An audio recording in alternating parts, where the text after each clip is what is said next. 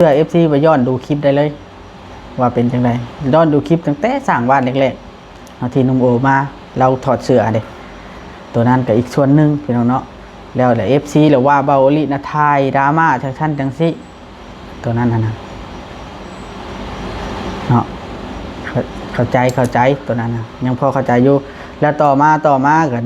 เลยเฮาก็เลยบ่ได้ทายนุ่มโอแบบนี้นะเฮาบ่ได้ทายนุ่มโอเพราะมันดราม่าหลายเด้พี่น้องเนาะมันดราม่าหลายพี่นุ่มโอนะเรามาเฮ็ดเวียกตอนเขาเจ้าเห็นห้องน้ำพี่น้องเนาะมาเฮ็ดเวียกตอนเขาเจ้าเห็นห้องน้ำแหละ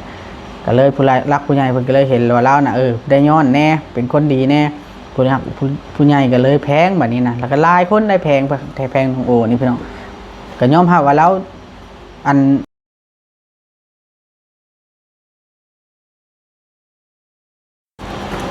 เอาพี่น้องสบายดีเด้อพี่น้องเนาะสบายดีสบายดีเธอนึงพี่น้องเลยเนาะสบายดีในตอนเช้ามื้อนี้กับเบาลีก็มีเรื่องสิเว้าจักหน่อยพี่น้องเนาะก็คือเรื่อง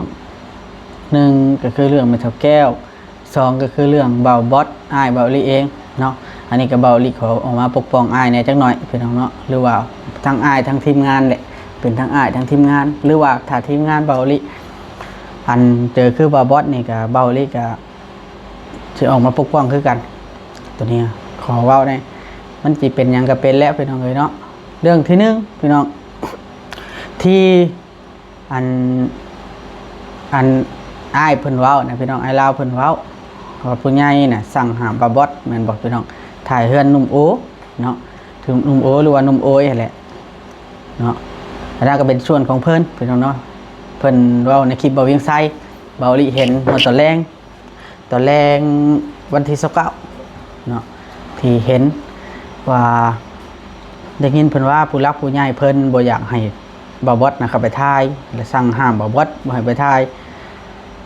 เริ่มแรกเลยเบาลิสิเล่าเพื่อนนุ่มโอจะเริ่มแรกเลยเด้อพี่น้องเนาะแต่ก่อนเนาะนุ่มโอนี่ตอนที่เบาลิไปสร้างเพื่อนน้องแต่แรกๆนุ่มโอนี่แล้วย่างมากินข้าวกินน้ำนั่นแหละมีไข่อยู่หน่วยนึงเบาลิซื้อว่าจะเข้าไปกินเบาลิก็ให้แล้วกินแล้วก็ได้คุยกับเราหลายแนวว่าเบาลิเป็นคนเริ่มคุยเลยก่อนว่าถ้าสมมุติเจ้าเปลี่ยนแปลงได้เจ้าอย่างนั้นมาอยู่น้ำน้องน้ำนุ่งก็ได้แล้วแต่เจ้าน้องนุ่งนะมันอยู่น้ำกันกับอ้ายเบาลิว่าแบบนี้เลยแต่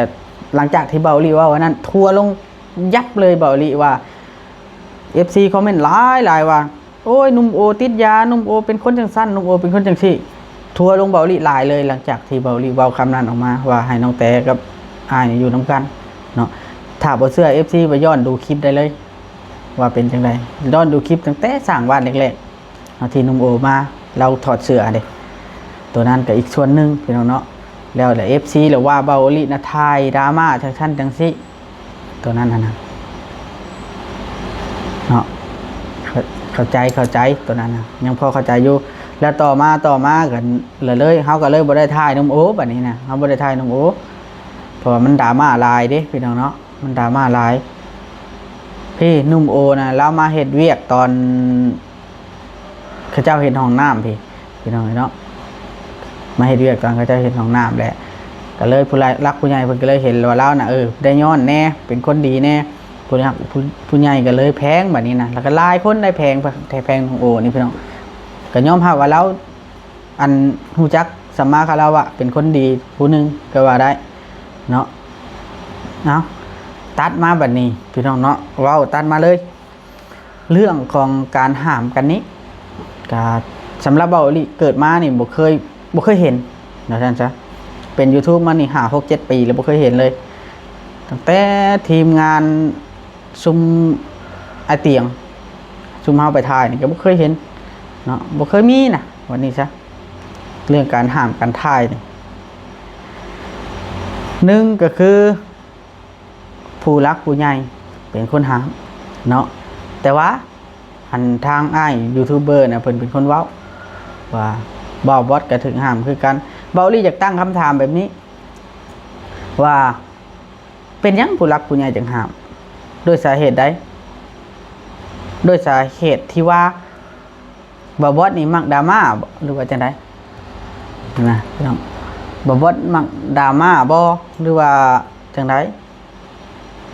ถ้าดราม่าเกี่ยวกับน้องโอนี่เบาลียังบ่เห็นบ่บดเห็นดราม่าหยังเนาะยังบ่มีเลยเพราะว่ามือนั่นมันมีมือนึงพี่น้องเนาะที่คลิปของอันไอลาวแหละแล้วถ่ายเอาน้องตุ๊กกับน้องโอนะไปนั่งน้ำกันแล้วก็เลยแนะนำว่าบ่อยากให้นั่งตุ๊กนี่มาเฮ็ดอยู่เฮ็ดกินให้อ้ายว่าท่านซะอยากให้นุ่มโอน่ะยืนด้วยลำแข้งตัวเองสิประมาณนี้นะ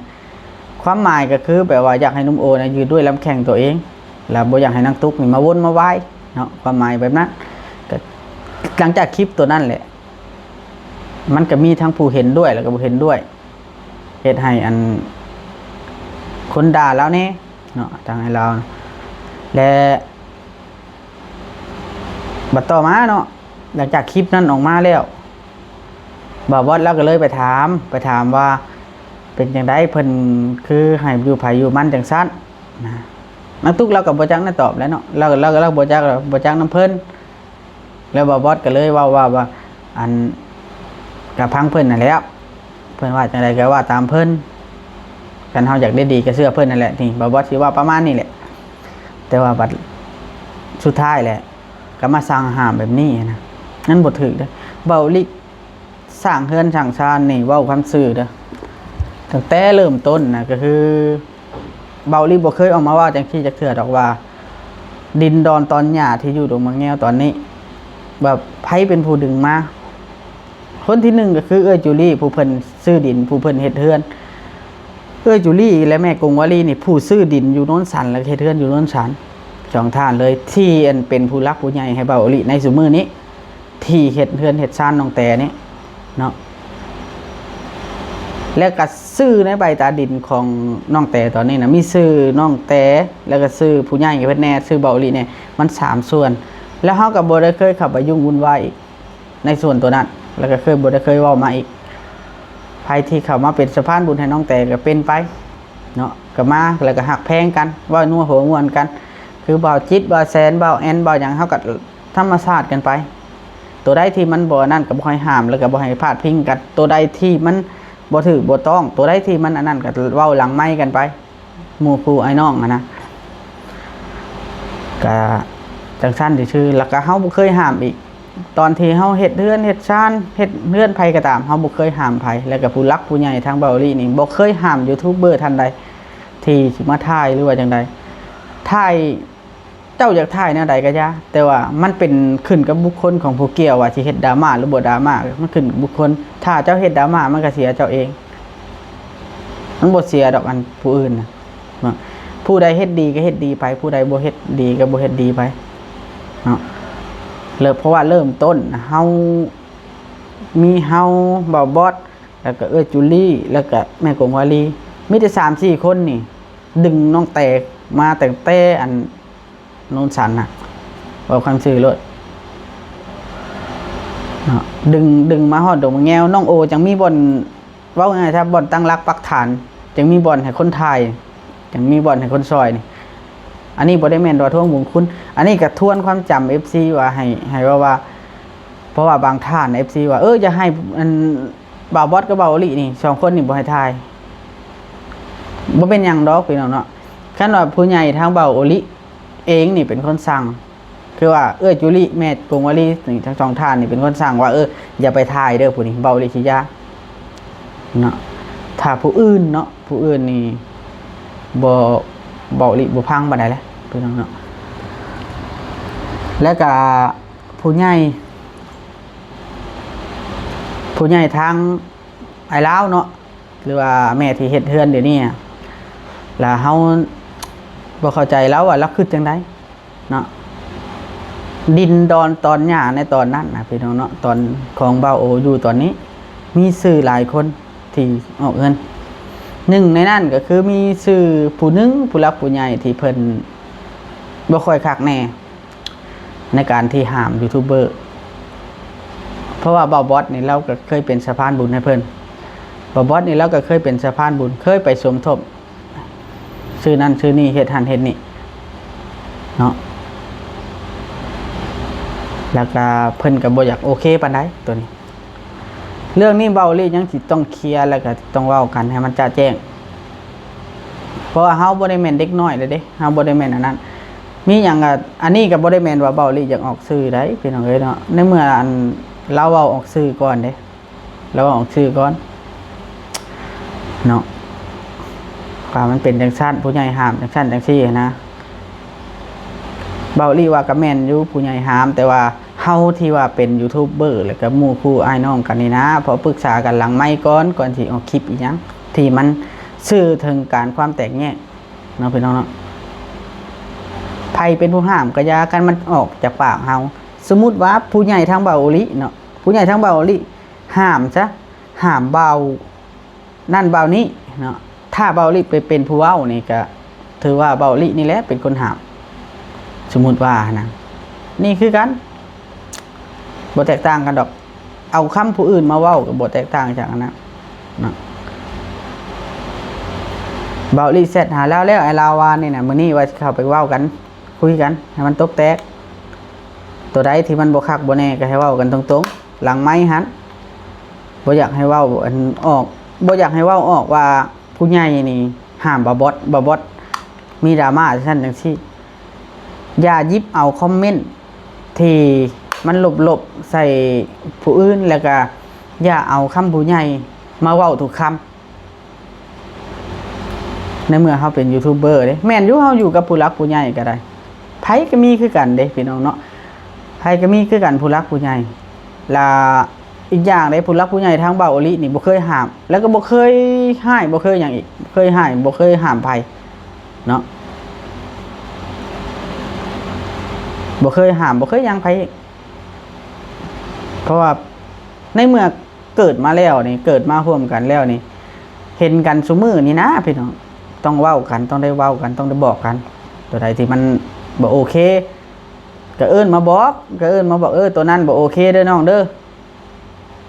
ตัวเฮ็ดแบบนั้นน่ะมันบ่คักมีแต่ว่าอยากให้ปรับปรุงแบบนั้นก็เว้าหลังไมค์แบบนี้ก็ได้นะบ่ต้องว่าออกคลิปจังซั่นจังซี่ตัวนั้นนี่ก็คือให้มันละเอียดเติมมันบ่แม่นว่าเฮาบ่นับถือเด้ไปใส่เฮาก็เว้ากันเว้านัวหัวม่วนกันซุมื้อตัวนี้แต่ว่ามีแต่ว่าเว้าวันนี้ซะพี่น้องเนาะคุยกันให้มันลงตัวเพราะว่ามันในดินตอนนั้นน่ะมันบ่มีแต่ผู้หนึ่งผู้เดียวเฮ็ดพี่น้องเอ้ยถ้ามีแต่ผู้หนึ่งผู้เดียวเฮ็ดนะบ่พี่น้องห้ามได้เลยห้ามได้แล้วก็บ่มีไผอยากยุ่งเนาะถ้ามีแต่ผู้หนึ่งผู้เดียวเฮ็ดนะเดี๋ยวนี้เนี่ยมันเป็นการแยกฝั่งกันเป็นการแยกฝั่งกันแล้วผู้นั้นให้ทายผู้นี้บ่ให้ทายผู้นั้นสิให้ทายผู้นี้บ่ให้ทายและสิทธิ์ตัวใดที่ว่ามีสิทธิ์ว่าห้ามกันนะแล้วมันอยู่ในบทบัญญัติของตัวใดกฎระเบียบของตัวใดที่นั่นเนาะพี่น้องเนาะอันเบ้าลิเข้าอันบ้านอันนั้นนะพี่น้องเข้าไปซุมือนะเฮาบ่ได้เคยเข้าไปพิษบ้านพานเมืองผู้ใดเนาะเข้าไปโดยเจตนาดีทั้งหมดที่เบาลิเข้าไปในหมู่บ้านนั้นได้พี่น้องเบาลิก็ว่าเป็นสะพานบุญให้อันนั้นแหละนะพี่น้องเนาะให้พอสมควรแล้วในหมู่บ้านนะก็ถือว่าพอสมควรอยู่นะ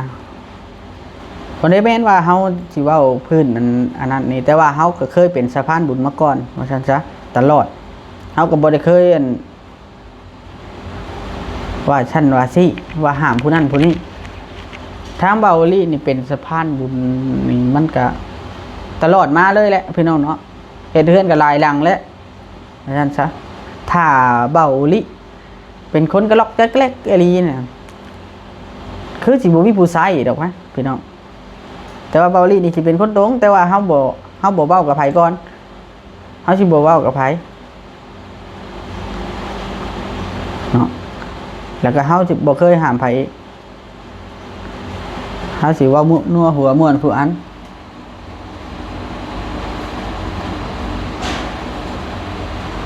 ถ้าคุยกันผู้ลาพี่น้องจังฮู้เนาะอันนี้ก็คือเฮาออกมาปกป้องเอาทีมงานแล้วก็อ้ายเฮา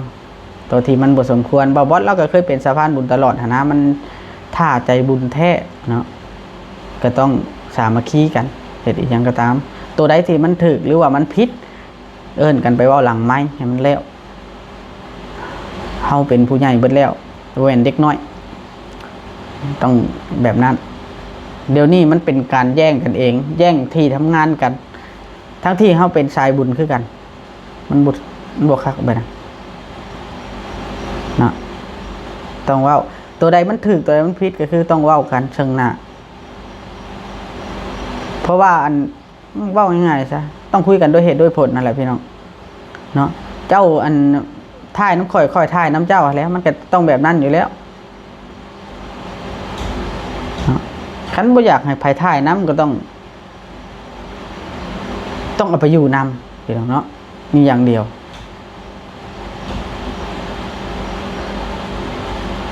อันนี้เว้าเฉพาะผู้ใหญ่ได้พี่น้องเอ้ยเอาไปอยู่นำอยู่นั่นพุ่นแหละจะได้ซะพี่น้องอันนี้ก็เฮาบ่ได้ออกสื่อออกเสียงผู้ใดดำบ่จักสื่อไผได้พี่น้องเอ้ย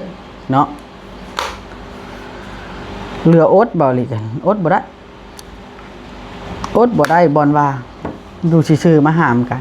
มื้อวานนี่เนาะพี่น้องเนาะมื้อวานนี่ข่อยเห็นอยู่คลิปอ้ายข่อยฮะเราซื้อ M100 ค่ะไปฝากช้าง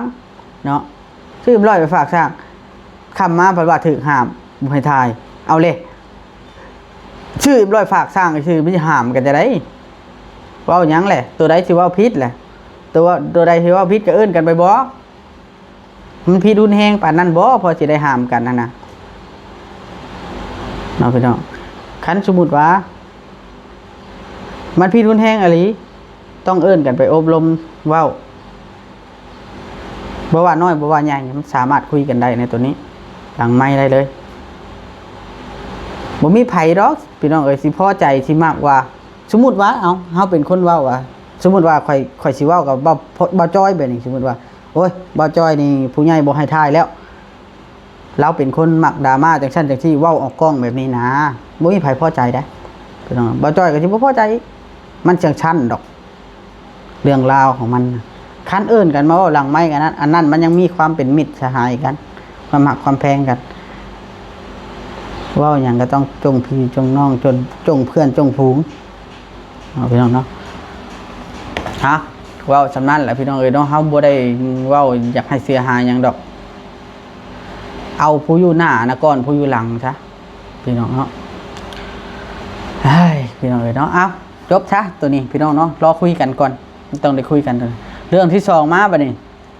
เรื่องแม่เฒ่าแก้วพี่น้องเรื่องแม่เฒ่าแก้วนี่ก็บ่ได้มีเรื่องหยังหลายดอกพี่น้องมีตั้งแต่เบาอีหลีสิเข้าไปพัวพันกับลาวหันแล้วก็สิเฮ็ดหนังสือเนาะเฮือนหลังนั้นนะเบาอีหลีบ่ให้ขายผู้ใหญ่เพิ่นน่ะบ่ให้ขายอยู่เนี่ยอยู่ได้จนตลอดชั่วลูกชั่วหลานแล้วก็เพราะว่าผู้ใหญ่เพิ่นเบิ่งเห็นว่าลูกแม่เฒ่าแก้วก็เราก็อยู่คุกเนาะอยู่อันเรือนจำล่ะสาเหตุที่อยู่เรือนจำก็ย้อนอันนี่ล่ะพี่น้องเนาะสูบยานี่แหละล่ะผู้ใหญ่เพิ่นเก่งว่าออกมาแล้วย่านขายย่านนั่นย่านนี่เถื่อประพุทธพืชตัวคือเก่าแหละจักหน่อยเว้าความขี้ร้ายพี่น้องเนาะแม่เฒ่าแก้วเราล้มหายตายจากไปแล้วสิขายป้าลูกป้าหลานบ่ได้ไปนั้นนะเฮาก็เลยอยากป้องกันด้วยการเฮ็ดหนังสือไว้อันทางด้านอันนั่นเนาะพี่น้องทางด้านเฮือนป้าแก้วฮะเนาะ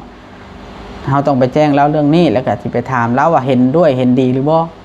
ที่บ่ให้ขายมันบ่แม่นว่าเฮาบ่ให้อยู่เฮาบ่ให้ขายนี่นะพี่น้องมีดินตอนเดียวนะผู้ใหญ่เพิ่นชื่อให้พระอาจารย์ช่ำเพิ่นชื่อให้นะเพราะว่าเคยมีประวัติเราอยากขายเทื่อนึงแล้วแต่ว่าเบาลี่เคยไปถามว่าอยากขายย้อนหยังแล้วก็ว่าบ่ได้อยากขายแล้วว่านะแต่ว่าอันนี้ก็คือเฮาที่เฮ็ดหนังสือไว้ว่าบ่อยากให้ขายห้ามขายในเฮือนตอนนี้เฮือนหลังนี้ว่าซั่นซะดินนี่เฮาบ่มีสิทธิ์ดินมีแต่ว่าเฮาบทบันทึกทอแต่ในเฮือนหั่นพอเนาะถือว่าผู้ใหญ่เพิ่นให้เบาลีเฮ็ดจังซี่ป้องกันการขายบ่แตกต่างกับดินน้องแต่เฮือนน้องแต่นี่ก็คือเฮ็ดหนังสือไว้ว่าดินตอนนี้ห้ามขายเนาะพี่น้องเนาะถ้าบ่ผ่านผู้รักผู้ใหญ่อันนี้ก็คือเป็นการป้องกันไว้บ่ว่าไผสิเฮ็ดจังใดก็มันต้องให้ละเอียดรอบคอบเพื่อบ่อยากให้เพราะว่าเรื่อง ชื่อดินชื่อดอนลาให้คนบ่มีนี่พี่น้องซื้อเพื่อให้เขาอยู่นะครับบ่ได้ซื้อเพื่อให้เขาขายหาเนาะพี่น้องเอาโอเคพี่น้องเด้อถ้าเว้าผิดพลาดหรือว่าพลาดพิงประการใดกับเบ้าลีต้องขอโทษขออภัยณที่นี้ด้วยเนาะบางเบ้าลีก็เลื่อนเห็นคลิปแล้วก็มันค่อนข้างจะบ่โอเคปานใดนะเนาะบ่โอเคปานใดตอนนี้ก็เดี๋ยวเฮาสิคุยกันอีกเทื่อนึงทางหลังไมค์เอาเว้าซำนี้ก่อนซะเราเดี๋ยวยังบ่เว้าถึงเบ้าลียังบ่เอ่ยถึงผู้รักผู้ใหญ่ที่เพิ่นสมทบซื้อที่ดินที่ดอนเนาะเพราะว่าแต่ละคนผู้รักผู้ใหญ่ก็เว้าง่ายๆพี่น้องเอ้ยเนาะยูทูบเบอร์นี่เพิ่นก็มี FC หรือว่ามีพ่อฮักแม่ฮักของไผของมันเบิดแล้วก็บ่อยากให้พาดพิงใส่กันแนวบ่ดีเนาะให้ไว้หน้ากันอีหยังก็ตามเนาะจังได๋ก็อยู่ดีไม่แห้งสบายดี